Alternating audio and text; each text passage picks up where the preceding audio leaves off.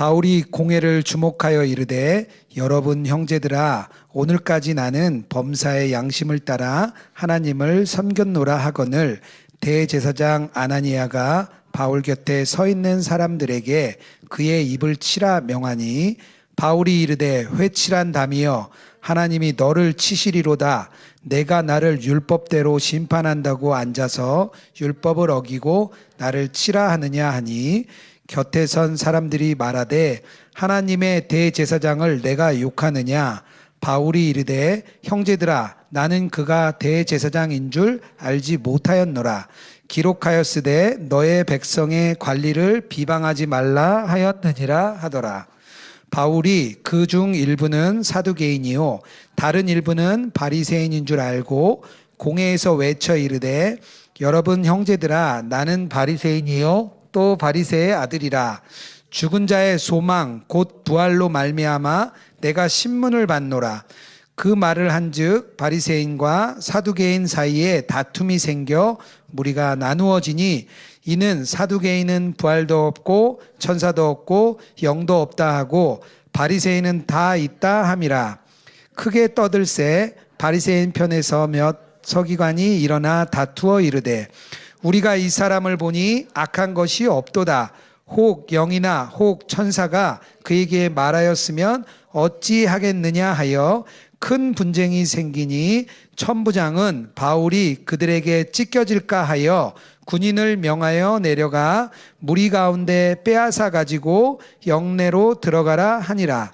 그날 밤에 주께서 바울 곁에 서서 이르되 담대하라. 내가 예루살렘에서 나의 일을 증언한 것 같이 로마에서도 증언하여야 하리라 하시니라. 아멘. 네, 기도해 주셔서 2주간 일정 잘 마치고 돌아왔습니다. 다시 오니까 좋네요. 이렇게 집이 좋은가 봐요. 저도 마음도 되게 평안하고 또 이곳에 주시는 은혜가 또 있는 것 같습니다. 오늘은 23장 전체의 내용인데요. 그 중에서 좀 앞부분만 빼서 좀 읽었습니다. 오늘 전체 뒤에 부분까지 예배 후에 좀 읽어보시면 더 좋을 것 같습니다. 제가 좋아하는 이제 신학자이자 목사님 중에 스탠리 하우어스라는 분이 계십니다. 이제 교수이기도 하고요. 이제 뛰어난 신학자신데 이분이 되게 서민적이에요. 그리고 되게 따뜻해요. 이분이 한나의 아이라는 이제 자서전적 이야기를 이렇게 쓰셨는데요. 그 회고록에 보면 아내가 정신질환이 굉장히 심한 상태였습니다. 그래서 24년 동안 아내를 케어하는데 너무 힘들어하는 그 모습들이 거기에 막 나와요. 근데 이제 그 어려운 과정을 쭉 버틴 이유가 스탠리 하우어스 교수님 뭐라고 얘기하냐면 현실에 충실히 사는 법을 배웠다. 그렇게 이야기를 하세요. 부모님이 벽돌을 쌓는 벽돌공이었습니다. 그래서 학생 때부터 부모님과 함께 일을 했어요. 그래서 벽돌 쌓는 일을 대학 다닐 때까지도 이 스탠리 목사님이 계속 했습니다. 벽돌은 이렇게 한 번에 많이 쌓을 수가 없잖아요. 그러니까 한 칸 한 칸 쌓잖아요. 그거를 삶이라고 이 교수님은 생각을 한 거예요. 그분이 책에 이렇게 썼어요. 그리스도인으로 사는 것은 답 없이 사는 법을 배우는 과정이다. 이렇게 사는 법을 배울 때 그리스도인으로 사는 것은 너무나 멋진 일이 된다. 신앙은 답을 모른 채 계속 나아가는 법을 배우는 일이다.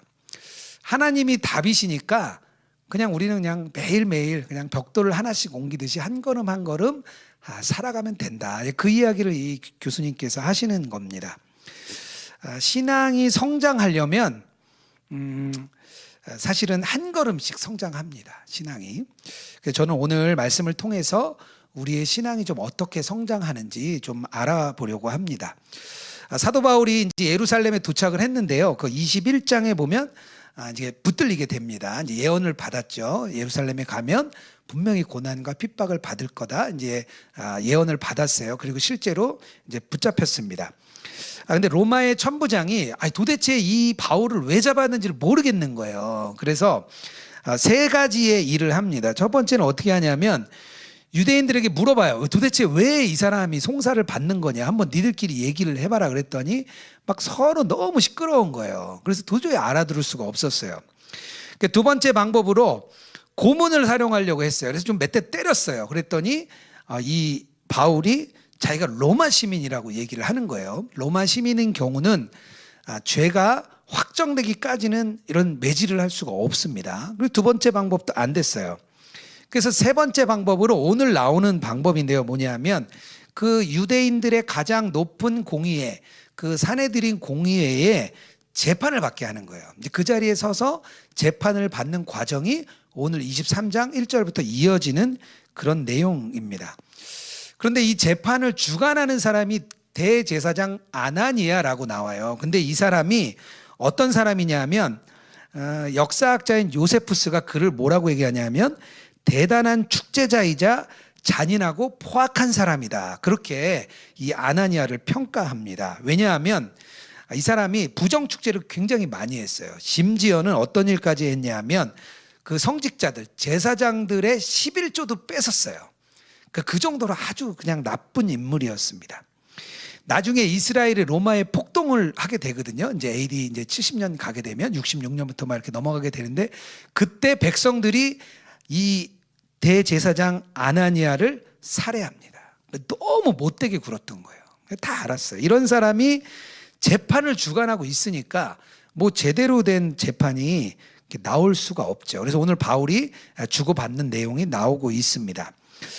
이런 고난의 상황을 보면서 저는 우리가 신앙이 그리스도인이 성장할 때 양쪽의 방향이 다 있어야 되거든요. 우리 편에서의 역할이 있어요. 우리가 해야 될 역할도 있고요. 하나님 편에서도 역할이 있습니다. 오늘 그 두 가지가 이 본문에 고스란히 아주 잘 들어 있습니다. 한번 잘 따라와 주세요. 첫 번째는 바울의 편에서는 어떤 신앙을 가지고 있었냐면 사도 바울은 날마다의 신앙을 가지고 있었어요. 1절이에요.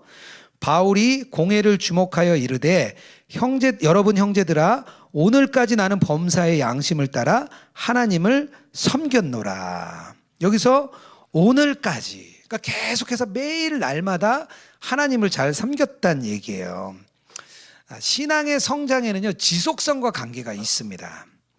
바울처럼 꾸준하게 날마다 쌓을 때 신앙이 성장하는 거예요.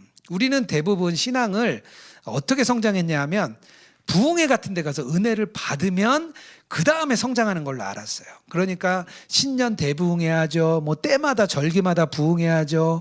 뭐 고난주간 부흥회 하죠. 부활절 부흥회 하죠. 뭐 방학 되면 또 부흥회 하죠. 계속 부흥회를 하는 거예요. 왜냐하면 교회에서도 성도들이 부흥회를 통해서 은혜를 받고 뭔가 그때 달라지니까 교회 안에서도 자꾸 그런 행사들을 여는 겁니다. 여기서 또 한 가지 더 얘기하는데요. 범사의 양심을 따라 섬겼다. 이 뜻은 내가 잘못한 게 하나도 없다. 그런 뜻이 아니에요. 어떤 뜻이냐면 잘못을 할 때마다 고쳤다는 거예요. 사도 바울이. 그 뒤에 얘가 잘 나옵니다. 사도 바울이 대제사장인지 모르고 이 회칠한 담아 이렇게 얘기를 했어요. 그랬더니 아니 옆에 있는 사람이 아니 어떻게 너가 대제사장을 욕하냐 그러니까 바로 고치죠. 나는 대제사장인 줄 몰랐다. 여기 하나님 말씀에 의하면 실제로 그런 사람 이제 비방하지 말라, 관리를 하나님의 관리를 비방하지 말라 했다. 그래서 바로 수정을 합니다. 이런 모습이 이 바울의 잘못을 계속 바로 잡는 그런 모습을 바로 보여주고 있습니다. 결국 날마다의 신앙이라는 것은 어떤 뜻이냐면 자신의 상태를 늘 점검하고 또 늘 자신을 돌아보고 자기를 매일 새롭게 하는 거예요. 그게 날마다의 신앙입니다. 하나님께서 그 자녀들을, 우리 이제 다 자녀들이잖아요. 하나님의 자녀들을 은혜로 다스리는 법칙이 있어요. 그 법칙이 뭐냐 하면 일용할 것입니다. 일용할 것. 그러니까 하나님이 공급하시고 인간이 거둬들이는 법칙, 그 일용할 것이라고 하나님은 말씀하고 계십니다. 그게 하나님의 법칙이에요. 그날의 은혜를 그날에 주겠다. 스스로 나는 너무 연약해요. 나는 좀 부족해요. 이렇게 생각하는 분들에게 사실은 이게 신앙에 굉장히 힘을 주는 겁니다. 왜냐하면 하나님이 매일 주시겠다는 거예요. 매일. 매일 그날의 은혜를 풍성하게 주시겠다는 하나님의 약속이에요. 어떤 큰 사고를 당한 환자가 이제 누워서 너무 불안한 거예요. 도대체 내가 이렇게 누워서 언제까지 이렇게 있어야 되나? 나는 고쳐질까? 그런 이제 의문에 쌓였습니다. 그래서 마침 의사 선생님이 오셨어요. 그래서 의사 선생님께 물어봐요. 선생님, 제가 얼마나 이 침대에 누워 있어야 될까요? 그랬더니 의사 선생님이 이렇게 답을 해주셨습니다. 단지 그날 필요한 만큼 누워 있을 겁니다. 이렇게 얘기를 해줬어요. 근데 환자가 이거 위로를 받은 거예요. 그날이 중요하구나. 내가 멀리 언제 태어날까가 아니라 그날 내가 매일 치료를 잘 받는 것이 중요하구나. 그걸 이제 환자가 깨달았다는 거예요. 하나님이 그날에 쓸 것을 그날에 라는 말씀을 주셨습니다. 이게 언제 주신 말씀이냐 하면요, 출애굽한 이스라엘 백성들에게 만나를 내려줄 때 주셨던 말씀이에요. 그때 많은 백성들은 이렇게 만나가 내려왔어요. 그런데 황량한 광야죠. 메말랐죠. 그날 만나를 받았는데 이게 어떻게 될지 모르겠는 거예요. 내일 또 올지 모레도 또 내릴지. 그러니까 그 받은 만나를 잘 보관하고 저장하는 게 큰 이들의 관심사였어요. 그 마음이 이거 어떡하지, 오늘 만나가 내렸는데 어떡하지 하는 마음이 그들에게 있었습니다. 그때 하나님이 말씀하시는 거예요. 뭐라고 얘기하셨냐면 그날에 쓸 것을 그날에 라고 하나님 말씀하셨어요. 근데 이스라엘 백성들이 어떻게 하죠? 그 말씀을 듣지 않죠. 그래서 더 걷어가지고 놔뒀더니 어떻게 되냐? 냄새가 나고 벌레가 생기고 썩어 없어지죠. 이 뜻은 뭐냐 하면 내일을 염려하지 말라는 거예요. 내일을 염려한다는 것은요, 썩어 없어질 것이라고 하나님이 말씀하고 계신 겁니다. 하나님의 은혜를 누리는 생활이 오늘 그대로 우리에게 적용이 된다고 보시면 됩니다. 여러분들에게 힘이 되고 은혜가 되는 양식은요, 그날에 주시는 거예요. 오늘의 양식을 오늘 주시는 거예요. 오늘 주어진 시간을 충실하게 사는 것이 미래를 보장하는 거예요. 어떤 사람들은 오늘은 없는데 미래만 있는 사람이 있어요. 막 꿈도 있고 비전도 있어요. 나는 뭐가 될 거고 어떤 일을 할 거고. 그런 분들은 되게 카드가 센 거죠. 아주 뻥카드가 엄청 세잖아요. 나는 이런 사람이 막 될 거야. 근데 하루는 아주 소홀히 여깁니다. 하루가 모여서 나중에 인생이 된다는 것을 모르는 거예요. 여기서 우리가 잘못된 신앙으로 나아가는 것을 조심해야 될 게 있습니다. 어떤 거냐 하면 우리가 매일매일 신앙을 쌓아가다 보면 어떤 일이 생기냐 하면 하나님의 은혜에 의해서 이루어지는 것보다 나의 열심과 노력에 집중될 때가 많습니다. 자기 중심적으로 돼서 내 자신을 바라보게 되면 잘못된 길로 빠져갈 수가 있는 거예요. 오늘 읽지 않았지만 23장 12절에서 14절에 보면 이런 말씀이 나와요. 유대인 중에 40명이 일어납니다. 이들이 맹세를 해요. 뭐라고 맹세했냐면 바울을 죽이기 전까지는 먹지도 마시지도 않겠다는 거예요. 14절이에요. 대제사장들과 장로들에게 가서 말하되 우리가 바울을 죽이기 전에는 아무것도 먹지 않기로 굳게 맹세하였으니. 모르겠어요. 이들의 열심은 좀 배워야 될 것 같아요. 굉장히 열심히 하는 이 열심은 좀 배워야 될 것 같은데요.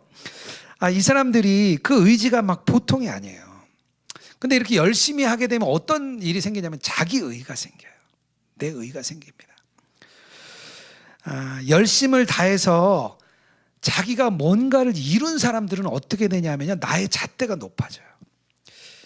그리고 나면 다른 사람을 아주 낮게 평가합니다.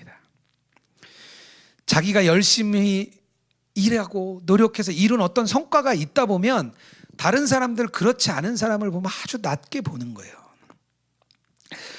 교회 사역을 아주 잘한 분을 만나게 되면 이런 자기의를 가진 사람이 의외로 굉장히 많습니다.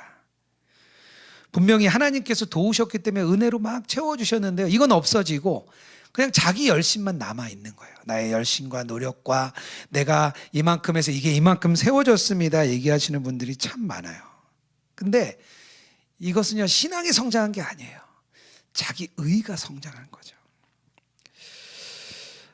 교회가 안고 있는 또 하나의 심각한 문제가 있는데요, 뭐냐면 성장하지 않은 지체들이 너무 많은 거예요. 자기 의는 높아졌는데 신앙은 성장하지 않은 사람이 너무나 많습니다. 신앙이 성장해서 부모 역할도 하고 또 선배 역할도 해야 되는데 교회가 성장하지 않은 아이들로 가득한 거예요. 가득. 캐나다 토론토하고 샌디에고에 갔더니요, 그 교회에 있는 목회자들과 성도들이 이런 이야기를 많이 하더라고요. 교회 안에 어린 성도님들이 너무 많습니다. 그런 이야기를 하더라고요. 이제는 신앙이 잘할 거라고 생각하지도 않아요. 교회 그런 거지. 다 뭐 이민사회 다 어려워요. 이민교회는 다 힘들어요. 우리 집사님 한 분이 이민교회만큼은 자녀들에게 물려주고 싶지 않다는 거예요. 신앙이 없는 거죠. 우리 믿음의 선진들을 보면 그 하나님을 의지하면서 날마다의 신앙을 쌓아갔습니다. 그것이 그들의 믿음을 성장하게 만들고 믿음의 선진으로 만들어 주었어요. 다니엘서에 보면 이제 다니엘이 이제 총리가 됩니다. 그랬더니 다른 총리들과 고관들이 다니엘을 시기해요. 그래서 그를 고발할 건수를 막 찾습니다. 그래서 뭐라고 이제 생각을 하냐면 30일 동안 어떤 신이나 사람에게 아무것도 부탁하지 못하게 하라. 그리고 그것을 만약에 어기는 사람은 사자굴에 던져 넣기로 합니다. 근데 다니엘이 이렇게 나와요. 금령을 어겨요. 다니엘서 6장 10절이에요. 다니엘이 이 조서에 왕의 도장 찍힌 것을 알고도 자기 집에 돌아가서 윗방에 올라가 예루살렘을 향한 창문을 열고 전에 하던 대로 하루에 3번씩 무릎을 꿇고 기도하며 그의 하나님께 감사하였더라. 다니엘이 막 일부러 어긴 건 아닌 것 같아요. 나 왕의 금령을 어길 거야 그랬던 건 아닌 것 같아요. 그런데 다니엘에 뭐가 있었냐면 경건 생활이 몸에 배어 있는 거예요. 그냥 배어 있어. 이걸 하지 않으면 너무 힘든 거예요. 오히려. 다니엘은 그래서 하나님께 하던 대로 기도를 합니다. 그냥 날마다의 신앙이 있는 거죠. 날마다의 신앙은 그날에 필요한 은혜를 하나님이 부어주십니다. 매일 아침에 일어나서 가장 먼저 예수님을 만나고 하나님의 은혜를 구하면 주님이 은혜를 이렇게 부어주세요. 저도 아침에 일어나면 잠시 눈을 감고 주님을 묵상합니다. 그게 이제 습관이 된 것 같아요. 그리고 주님을 바라봅니다. 그리고 주님께 오늘 하루 올려드려요. 주님, 오늘 하루 주님께 맡깁니다. 근데 그렇게 할 때와 안 할 때의 마음가짐의 차이가 너무 커요. 내 마음의 충족함이 되게 달라집니다. 하나님은 이 매 순간을 막 모으세요. 매 순간을 모아서 그 길이를 나중에 이렇게 측정할 수 있는 이렇게 한 묶음으로 만드시는 것 같아요. 아무것도 아닌 순간인데 하나님은 그 순간을 굉장히 기뻐 받으시는 것 같아요. 제가 이 말씀을 준비하다가 제가 갑자기 제 자신을 이렇게 돌아보게 됐어요. 어쩌다가 내가 목사가 됐지 그런 생각을 제가 하게 됐습니다. 왜냐하면 교회 집사로 그냥 평범하게 섬기던 제가 어쩌다 보니까 목회자가 돼 있는 거예요. 근데 제 자신을 돌아보면 자격도 안 됐고 준비도 안 된 사람인데 하나님이 어떻게 저를 여기까지 이끄셨을까 그런 생각이 제가 들었습니다. 근데 제가 생각나는 한 장면이 있었어요. 어떤 장면이냐면 어느 날 되게 피곤한 저녁이었습니다. 제가 이제 직장 생활을 이제 토목 기사여서 건설 현장에서 했는데 건설 현장은 조금 일찍 출근해요. 한 6시면 집에 나가서 한 6시 반 정도면 준비를 막 합니다. 그래서 아침 일찍 출근했다가 저녁에 이렇게 돌아왔어요. 그랬더니 너무 피곤한 거예요. 그날 저녁이. 아침부터 저녁까지 직장 생활을 하고 왔더니 너무 피곤한 거예요. 근데 제가 그때 마음에 이렇게 먹었던 게 있었어요. 매일 말씀 읽고 기도하고 이렇게 말씀 한 챕터를 꼭 읽겠다는 그런 제가 마음을 먹었었습니다. 근데 마음은 먹었는데 그날 너무 졸린 거예요. 그래서 이렇게 졸다가 제가 이렇게 그 눈을 뜨고 봤는데 앞에 이렇게 저희 집에 5단 이렇게 서랍장이 있었어요. 이렇게 열었다 닫았다 하는 서랍장이 있었는데요. 그 서랍장에 책을 이렇게 딱 올려놓으니까 제 눈높이에 너무 딱 맞는 거예요. 그래서 제가 그때 그 책을 놓고 졸리니까 서서 읽자. 그래서 서서 읽었어요. 그렇게 하기를 제가 한 1년 정도 한 것 같아요. 그 장면을 하나님 보여주셨어요. 하나님이 그때 저의 그 모습을 참 기뻐 받으셨구나. 그 생각이 제가 났어요. 그때 저의 경건의 옷이 입어졌습니다. 제가 매일의 신앙을 살아가는 경건의 옷이 그때 저에게 입어졌어요. 또 하나 생각난 게 있었는데요. 2012년이었어요. 이제 유기성 목사님이 2010년부터 선한목자교회에서 동해일기를 쓰라고 매일 강조를 하셨는데요. 저랑은 좀 잘 안 맞는 거예요. 동해일기 저랑은 잘 안 맞더라고요. 그래서 제가 그때 제가 이제 교회 안에서 지역장이라는 역할을 하고 있었는데요. 나는 안 쓰지만 당신은 좀 써라. 그래도 둘 중에 하나는 써야 되지 않겠냐. 그래서 저희 아내는 이제 꾸준히 쓰고 저는 이제 안 썼습니다. 근데 2012년이 됐는데 제가 내가 너무 교만하다는 마음을 주님이 좀 주셨어요. 그래서 그 목사님 말씀에 순종하기로 했습니다. 순종하기로 마음을 먹고 그때부터 일기를 제가 막 이제 썼더라고요. 2012년 8월이었어요. 제가 그때 일부 일기입니다. 한번 좀 읽어볼게요. 밤에 회심에 대한 책을 읽으면서 회심의 과정은 다양하지만 결국에는 구원에 이르는 회개와 믿음이 생긴다는 것을 확신하게 되었습니다. 내 안에 일어나고 있는 죄의 고백과 회개로 하나님과 더 교제하고 싶었습니다. 가벼운 친밀함이 아닌 거룩한 분에 대한 경외함을 가진 깊은 교제가 되기를 기대해 봅니다. 이렇게 제가 일기를 썼더라고요. 그때는 제가 몰랐어요. 근데 하나님이 그때부터 제 마음을 만지기 시작했던 것 같아요. 제 마음을 만지시고 제가 성숙해 나가도록, 제가 신앙의 걸음을 한 걸음 한 걸음 걸어가도록 주님이 저를 이끌어 주셨던 것 같아요. 그때부터 매일 일기를 썼습니다. 동해일기를 이렇게 써보니까 날마다의 신앙이 있어요. 날마다. 어떤 날은 오늘은 참 주님 앞에 부끄러운 하루 같아요. 또 어떤 날은 주님 앞에 참 기쁜 하루였어요. 근데 어떤 날이든 이렇게 기록을 하면 늘 은혜가 있더라고요. 어떤 날이든 기록을 남기면 꼭 은혜가 있었어요. 은혜가 없는 적은 하루도 없었어요. 그게 저를 이끌어 주었습니다. 그냥 억지로 제가 막 썼던 게 아니라 그날 그날의 은혜를 경험하다 보니까 제가 계속해서 일기를 쓸 수 있었습니다. 우리는 매일 그날의 은혜가 필요합니다. 우리는 매일매일 살아갈 힘이 필요합니다. 그래서 우리가 주님을 바라보는 거예요. 그리고 저녁에 앉아서 주님을 묵상하는 거예요. 날마다의 신앙으로 나아가면 하나님께서 우리에게 경건의 옷을 입혀주십니다. 그 옷이 입어지는 거야. 그 경건의 옷이 입어지는 사람에게는 매일의 은혜가 충만하게 부어집니다. 그런 풍성한 만나를 경험하는 우리 로고인처치 모든 성도님 되기를 주님의 이름으로 축복합니다. 신앙이 또 하나 성장하는 방향이 있는데요. 이번엔 하나님 편에서의 방향이에요. 하나님의 위로하심과 보호하심이 늘 있다는 것을 우리가 깨달아야 됩니다. 11절이에요. 그날 밤에 주께서 바울 곁에 서서 이르되 담대하라. 내가 예루살렘에서 나의 일을 증언한 것 같이 로마에서도 증언하여야 하리라. 사도 바울이 이틀 동안 폭력을 경험했습니다. 막 매도 맞고요. 이리 끌려다니고 저리 끌려다니는 어려움을 경험했어요. 이런 상황에서 자기가 앞으로 어떻게 될지, 로마로 가는 건 고사하고요. 당장 예루살렘도 제대로 이곳에서 버틸 수 있을까 하는 그런 상황입니다. 그런 낙심한 상황에서 주님이 찾아오신 거예요. 그에게 이제 위로의 말씀을 해줍니다.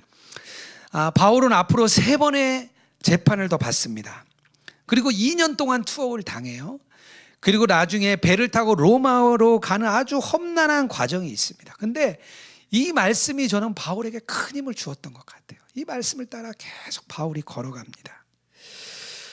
그런데 오늘 하반절의 말씀에 보면요, 아주 특별한 내용이 나오는데 어떤 내용이 나오냐 하면요, 바울을 말씀으로 위로해 줄 뿐 아니라 하나님이 직접 보호해 주는 사건이 나옵니다.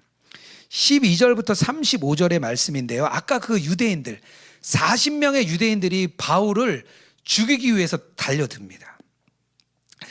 그런데 하나님이 보호해 주세요. 어떻게 보호해 주시냐면 그 바울의 조카가 이 이야기를 듣게 해요. 40명이 바울을 불러서 더 조사받으려고 한다. 그럼 내려오는 길에 바울을 죽이겠다. 이 괴계를 듣고 이제 바울을 찾아옵니다. 그래서 바울이 빨리 천부장에게 가라. 그리고 천부장에게 얘기를 해요. 그래서 이 천부장이 어떻게 하냐면요, 보병 200명과 마병 70명과 창군 200명을 파병합니다. 총 470명을 바울을 호위하게 해요. 로마 군인. 로마 군인은 뭐 특별했죠. 그때 당시에. 그 로마 군인 470명이 그를 호위해가지고요, 총독에게 보냅니다. 인간의 계획이 열심 있는 40명이라면 하나님의 계획은 470명. 벌써 차이가 나잖아요. 하나님이 그렇게 보호해 주시는 거예요. 하나님이 우리의 힘보다 훨씬 큰 힘으로 보호해 주시는 것을 오늘 말씀을 통해 알 수 있습니다. 하나님은 그냥 말씀만 주고 아유 야 니들끼리 잘 살아봐 그렇게 하시는 게 아니에요. 하나님은 늘 보호해 주시고 위로해 주시고 분명히 막아 주십니다. 많은 사람들이 그렇게 생각해요. 하나님은 말씀은 주셨는데 행할 능력을 안 주셨다 그래요. 우리에게 죄를 짓지 말라고 하나님이 말씀은 하셨는데 죄를 짓지 않을 능력은 안 주셨다고 주님은 이렇게 보통 사람들이 생각을 합니다. 마치 말만 무성하고 실행이 없는 것처럼 생각을 해요. 근데 이것은 마치 이렇게 생각하는 것과 같습니다. 씨앗을 땅에 심고요, 아무것도 안 자랄 거라고 생각하는 거예요. 우리가 땅에 씨앗을 심으면 하나님이 비도 내리시고 햇빛도 비추시고 바람도 불게 하시면서 자라게 하세요. 지키시는 분이 하나님이세요. 시편 127편 7절입니다. 여호와께서 너를 지켜 모든 환난을 면하게 하시며 또 내 영혼을 지키시리로다. 하나님이 약속하실 뿐만 아니라 실제로 지키신다는 거예요. 그게 하나님의 약속이에요. 야곱이 형 에서의 장자권을 속여서 받고 나서 형인 에서가 동생을 죽이려고 하니까 이제 도망을 가죠. 삼촌 라반의 집에 가서 20년을 이제 거주를 했습니다. 20년을 거주한 뒤에 그 라반의 집에 있는 이 야곱에게 하나님 나타나세요. 그리고 말씀을 주십니다. 창세기 31장 3절이에요. 여호와께서 야곱에게 이르시되 내 조상의 땅 내 족속에게로 돌아가라. 내가 너와 함께 있으리라 하신지라. 그 말씀을 받았어요. 이제 야곱이 말씀을 받고 이제 떠나야 되는데 라반이 무서웠어요. 삼촌 라반이. 그래서 밤에 야반 도주를 합니다. 화가 났습니다. 삼촌이 더 화가 났어요. 이 라반 도주와는 이제 막 그 야곱을 추격했습니다. 그 위기가 막 고조되죠. 그런데 하나님께서 라반의 꿈에 나타나십니다. 그리고 뭐라고 얘기하시냐면요, 야곱에게 선악간에 따지지 마라. 야곱이 선한지 악한지 이제 뭐 모르겠지만 따지지 마라. 하나님이 라반에게 나타나십니다. 그래서 보호해 주세요. 둘이 잘 이야기가 되죠. 한 사람의 적을 뒤로하고 이제 형 에서를 만나러 또 야곱이 갑니다. 걱정이 되니까 또 정탐꾼을 보냈어요. 그랬더니 형이 400명을 데리고 막 오는 거예요. 자녀 보내고 양떼 보내고 소떼 보내고 혼자 야복강에 남았잖아요. 그리고 거기서 하나님과 씨름을 합니다. 그리고 그 다음 날 에서를 만났을 때 하나님 다 풀어주시죠. 얼싸안고 화해를 합니다. 그러니까 하나님이 말씀만 주시는 게 아니에요. 우리를 보호해 주시고 지켜주시겠다는 말씀이 정확하게 나와 있습니다. 이번에 토론토 세미나를 이렇게 가게 됐는데요. 벌써 10년째 미주 세미나를 이렇게 가고 있습니다. 그런데 제 마음에 좀 불편함이 좀 있었어요. 뭐냐면 10년째 이제 미국의 미주 지역을 다니고 있는데 열매가 없었어요. 이제 다 끝나고 난 다음에 예수동행 목회를 한다든지 교인들이 열심히 쓰고 있다는 이야기를 잘 들어보지 못했습니다. 그래서 이번에도 실패하는 거 아닌가. 그래서 몇 가지 뭐 전략도 짜고 이렇게 해서 갔어요. 그래도 감사하게 하나님이 큰 은혜를 참 주셨습니다. 그래서 세미나를 마치고 우리 한 팀은 이명재 목사님과 한 팀은 우리 시카고로 가고 저는 또 샌디에고 수료식을 위해서 샌디에고로 갔습니다. 정말 이렇게 그곳에서 갈라지는 거 보니까 이렇게 선교팀이 바울의 선교팀이 막 이렇게 갈라지는 것 같았어요. 그리고 막 눈물이 나더라고요. 같이 인사를 하고 갈라졌습니다. 근데 이제 우리 팀들이 이제 돌아와서 작년 2023년에 시카고에 갔던 이야기를 해주셨어요. 시카고 지역에 5분의 목사님이 살아남았습니다. 그래서 그 중에 한 목사님이 대표로 서시기로 했어요. 1년 동안 그 대표로 서시기로 한 그 목사님 교회에 엄청난 일이 많이 일어났더라고요. 그 목사님이 1년 동안 예수님의 사람 제자훈련도 하고 동행일기도 쓰게 하고 막 한 거예요, 교회가.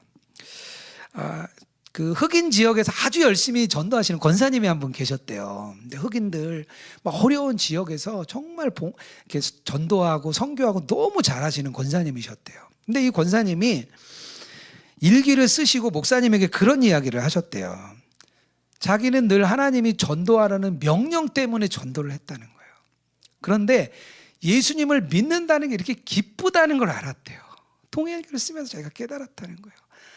목사님 예수님 믿는 게 너무 행복하다는 걸 알았어요. 이 권사님이 막 고백을 하셨다는 거예요.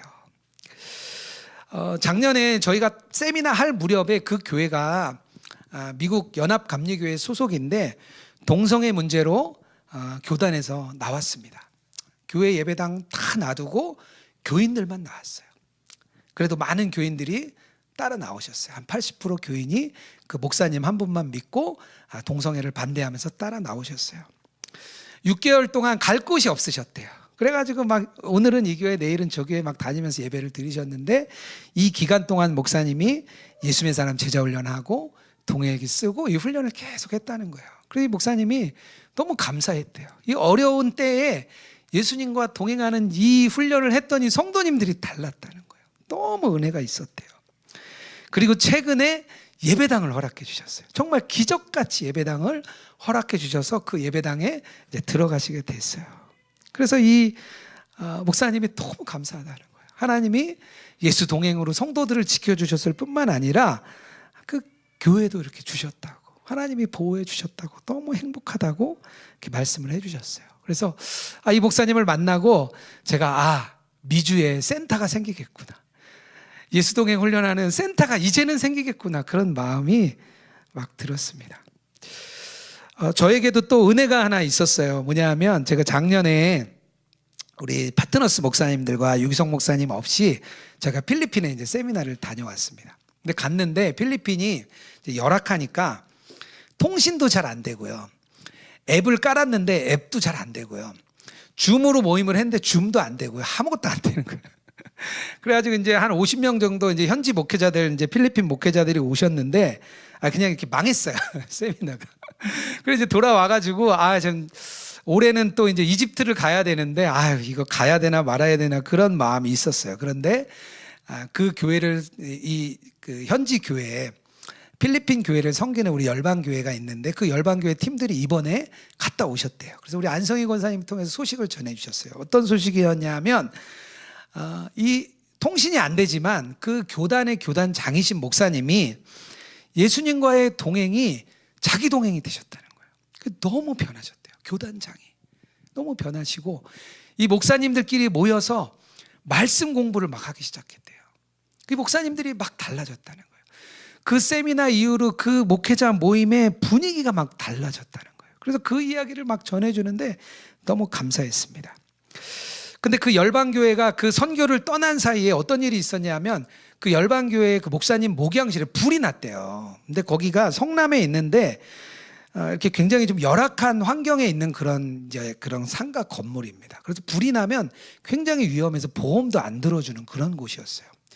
근데 하나님이 다행히 그 방에만 불이 나고 자연적으로 꺼지게 해주신 거예요. 그래서 하나님이 참 도와주셨구나, 하나님이 보호해 주셨구나, 그런 마음이 제가 들었어요. 우리 삶을 우리가 살아가다 보면 여러 어려움을 만납니다. 바울처럼 피할 수 없는 고난에도 우리가 직면하게 됩니다. 하지만 하나님께서 우리를 그냥 두지 않으세요.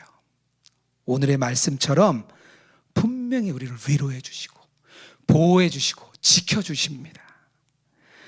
아무런 보호도 하지 않는 아버지는 이 세상에 없어요. 마찬가지로 우리를 보호해 주시는 거예요. 우리 아버지시니까. 우리가 그 믿음을 가질 때 우리의 신앙이 한 걸음 한 걸음 성장하게 됩니다.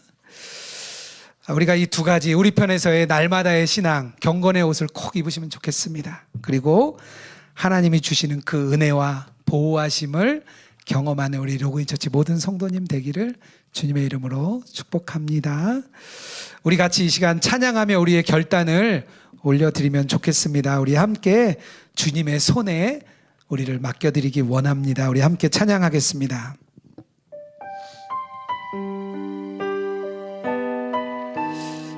우리 찬양할 때 우리의 예물도 주님 앞에 올려드리겠습니다.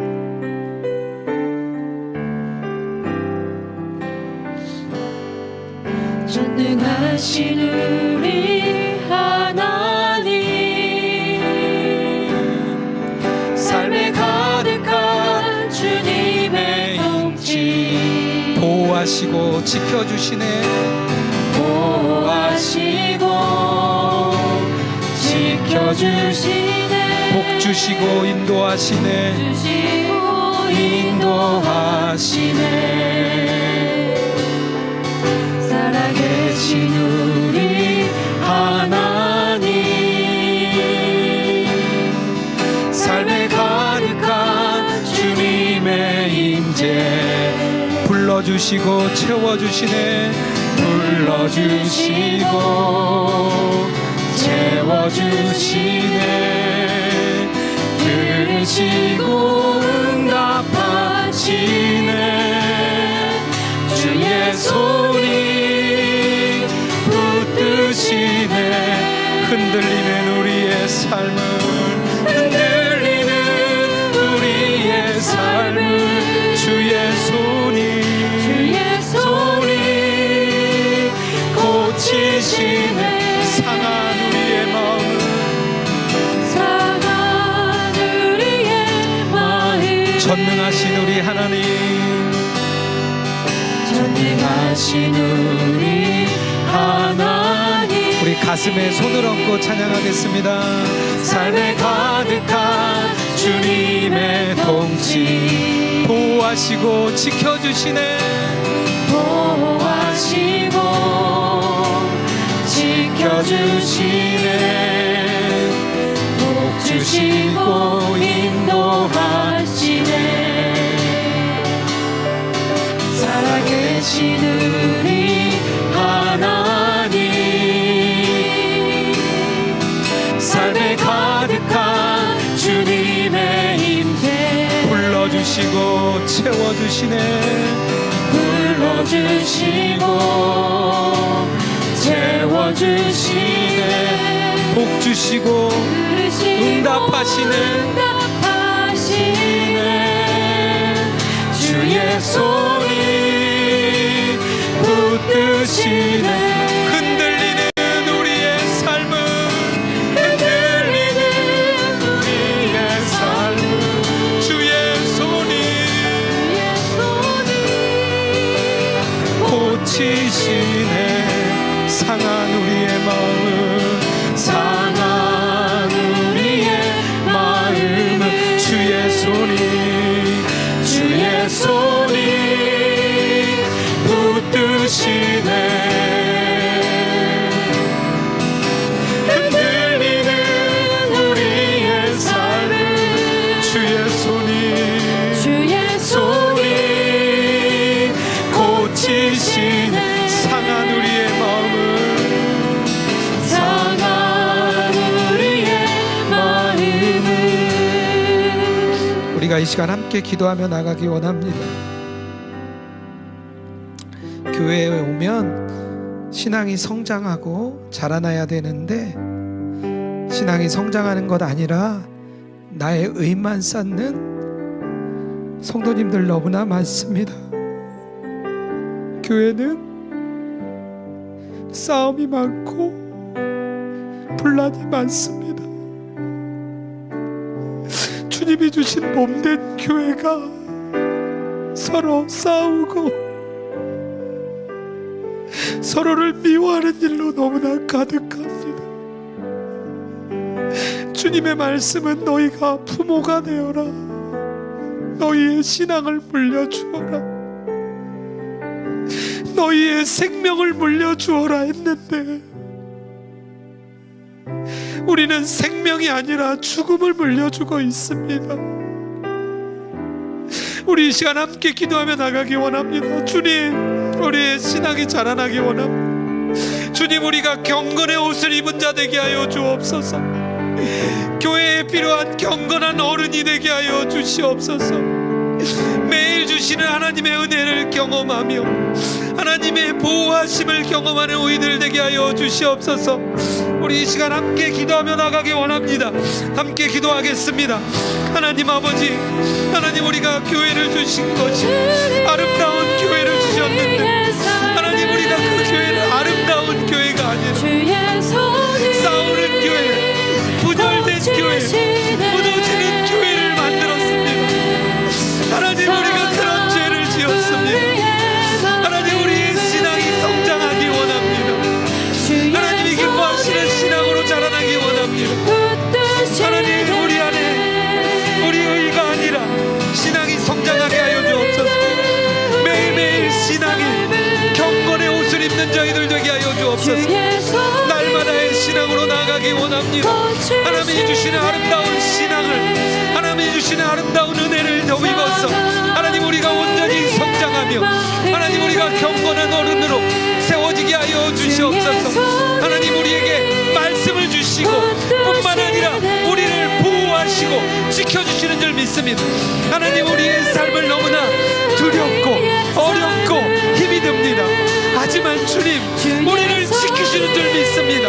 보호하시는 줄 믿습니다. 하나님, 우리의 인생을, 우리의 삶을 지키시는 줄 믿습니다. 하나님, 그 하나님을 의지하며 온전히 걸어가는 저희들 되게 하여 주시옵소서. 그 삶을 하나님 앞에 온전히 살아가게 하여 주옵소서. 하나님, 우리가 그 삶을 경험하기 원합니다. 하나님, 우리가 은혜를 경험하기 원합니다. 하나님의 보호를 경험하기 원합니다. 하나님의 지키심을 경험하기 원합니다. 하나님, 그 삶을 온전히 경험하며 나가는 하나님 저희들 되게 하여 주옵소서. 하나님, 우리의 신앙이 온전히 자라날 수 있도록 하나님 역사하여 주시옵소서. 하나님 아버지, 경건한 어른이 되는 저희들 되게 하여 주시옵소서. 매일의 날마다의 신앙, 경건의 옷이 나의 옷이 되게 하여 주시옵소서. 우리가 매일 쌓는 것이 나의 의가 아니라 아름다운 신앙의 모습을 쌓아가는 우리 모두가 되길 원합니다. 주여, 우리에게 날마다의 은혜를 더하여 주시옵소서.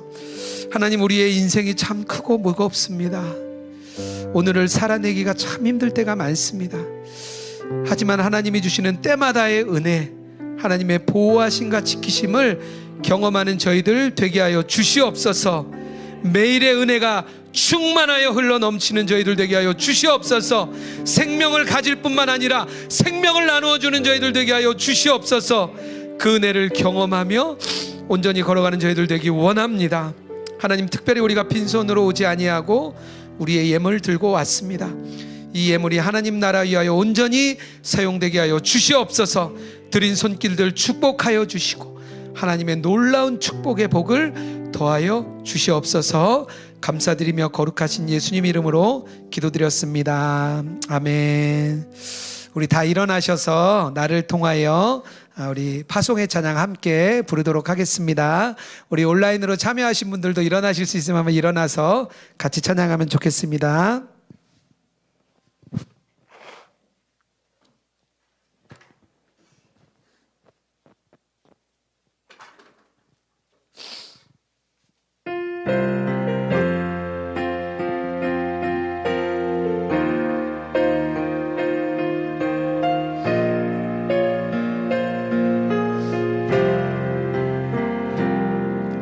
지금 서 있는 이곳에서 높임을 받으소서. 내가 받는 땅 주님의 땅이니 하늘이 주의 이름 높이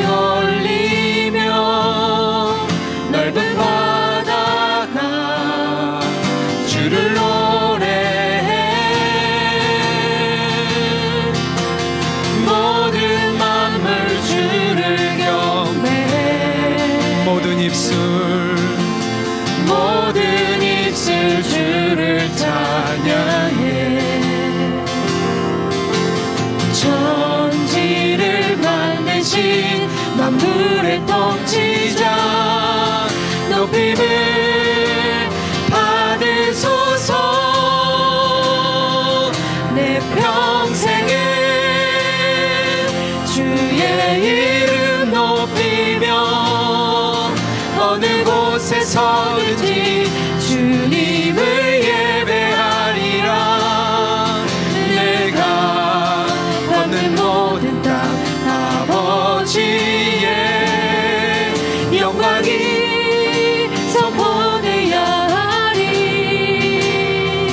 찬양하며 주님을 예배할 때 하늘 가득한 주의 영광 보리라. 나를 통하여 나의 입술을 인하여 주의 이름 높임을 받으소서. 나를 통하여 나의 입술을 인하여 주의 이름 높임을 받으소서. 기도하겠습니다. 이제는 우리 주 예수 그리스도의 은혜와 하나님 아버지의 사랑과 성령의 교통하시고 동행하심이 교회 안에 경건한 어른이 되어가기 원하며 또 매일마다 하나님의 충만한 은혜를 경험하며 나가기 원하는 우리 로고인처치 모든 성도들과 온라인상에 있는 주의 모든 백성 위에 이제로부터 영원토록 함께 하시기를 축원하옵나이다. 아멘.